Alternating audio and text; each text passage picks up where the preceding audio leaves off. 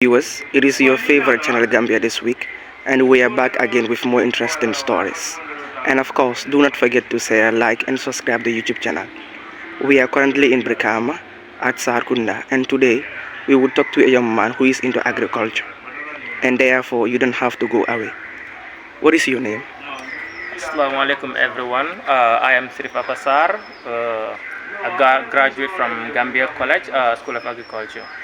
So, Sirif, take us through your journey into agriculture. It has not been an easy journey though. I was inspired since I was a little boy. I was living with my uncle. We were into agriculture, rice farming. So since then, I have a passion for agriculture.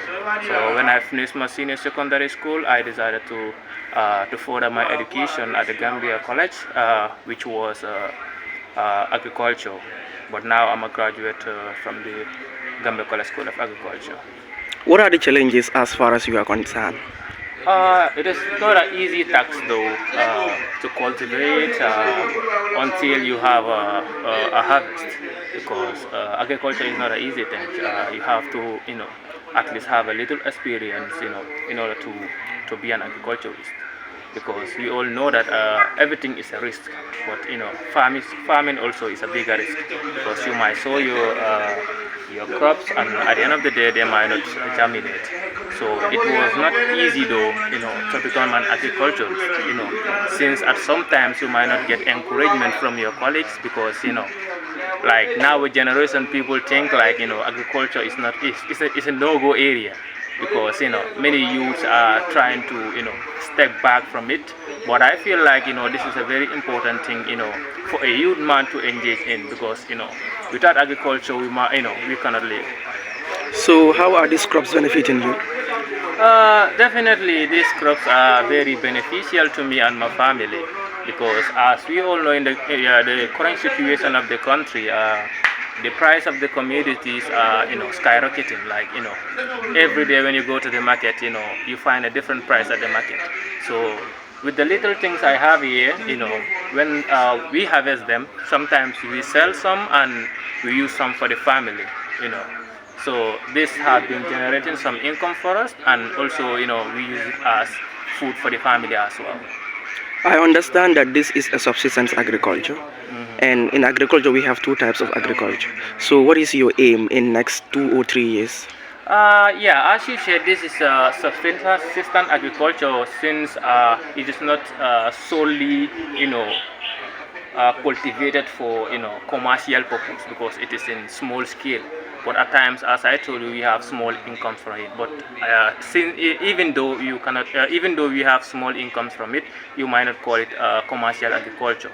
But as for me, I have a bigger aims in agriculture, since I take it as my field of studies, and I want to follow it to a higher levels. So in next 2 years coming, I'm aiming to get a land of my own and cultivate, and at the end of the day, I think I might be able to like get some colleagues or some people I might attach to myself, or employ some people and who I'm gonna be able to work with. So, what message do you have for people out there, especially the youth? It is very important though, as a youth man, to venture into this kind of a thing. Nowadays it is not easy, but I'm gonna tell every youth man out there, to at least, when you have a little place like mine here, I just have a little space here, try and do something there, try and cultivate something. At the end of the day, it won't be a waste for you, because it can help you to generate some little income, and it can also help you to get some food for your family. Agriculture is not something, it's not a waste of time. We need agriculture no matter what we say, because even if we say we are not going to cultivate, still now we're going to consume agricultural products. If we don't want to cultivate here, some other people are going to cultivate in their countries, and if those people happen to import their products into our country, those products have to be expensive to us, because we are not the people that produce those things. So but if you produce your own crops, at the end of the day, no one have to dictate you, to tell you this is the price that you're going to buy how to call this particular product, because it's your own product. So you can use it anyhow you feel like, and you're going to have a healthy product because it is your own product. Because you don't know what substances or chemicals those people that produce that particular crops, or what chemicals they use to preserve those crops. So it might not be healthy to you. But if you use your own organic, do your own organic production, I think this is very important when it comes to how to call the situation of the country. So I'm gonna encourage the youth man, to at least, you know, find a way to venture into agriculture. So what kind of crops do you grow? As at the moment here, I have a sour soup, I have avocado, I have pawpaw. As for the papaya, I just intend to to consume it at home level. I don't intend to sell any.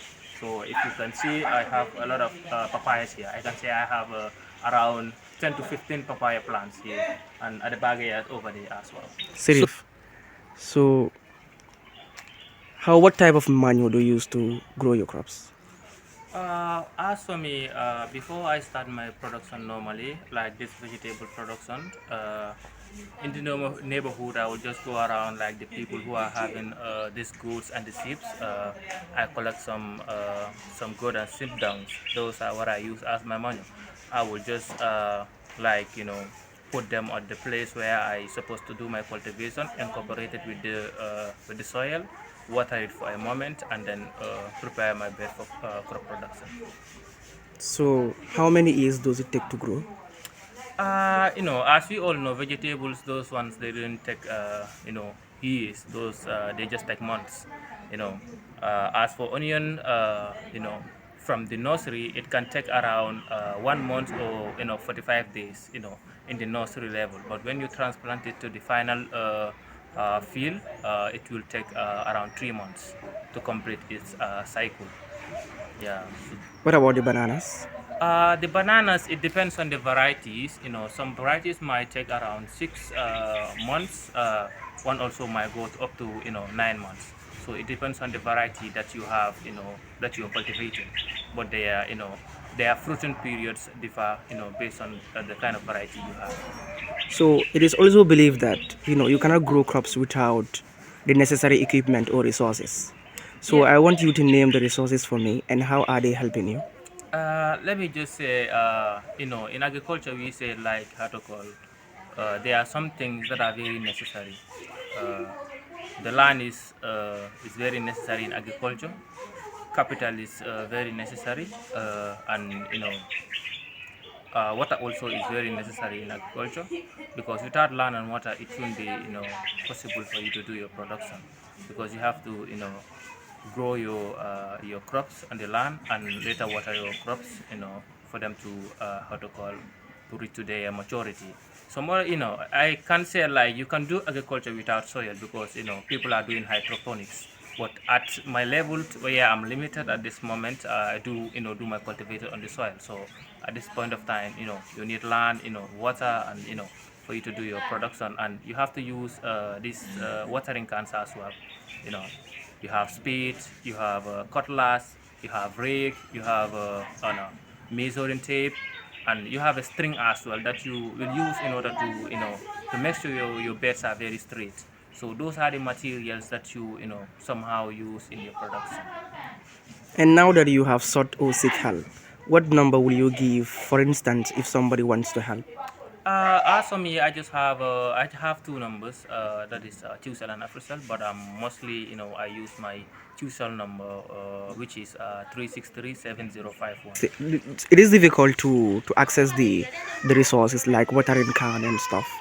I can say it depends. It all depends on your financial status. I can say they are not that expensive though. Like the watering can, you might have it around $450 to $500. But the watering pipe, that one costs around $1,500. So if you're someone who might not be able to have that amount of money, the only thing that you can do is just to how to call, organize some buckets, go to the tap and fetch some water and come and water your garden, which is very laborious. So the easiest way is for you to get a pipe and fix it to the tap and get a watering can for you to water your beds, so comfortably. And how is the availability of water? As my level right now, we are dependent on how to call Nawet, which is sometimes not very reliable. Sometimes I try to wake up very early in the morning to water these beds. By eight, if I am not if I don't wake up by 8, know that when I wake up, I won't find any water at the tap. So I have to wait till around 12 again to water my bed. So sometimes it is very difficult though to access to water when because I'm not only how to call focusing on here. So I might wake up and want to water my bed. After that, I have to go to somewhere else, but I might not find any water.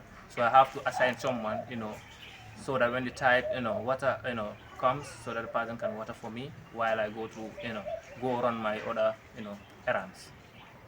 Viewers, as you could see, Abba grows a different varieties of crops such as onion, pawpaw, banana, and many more. This is all we have time for you till we come your way tomorrow.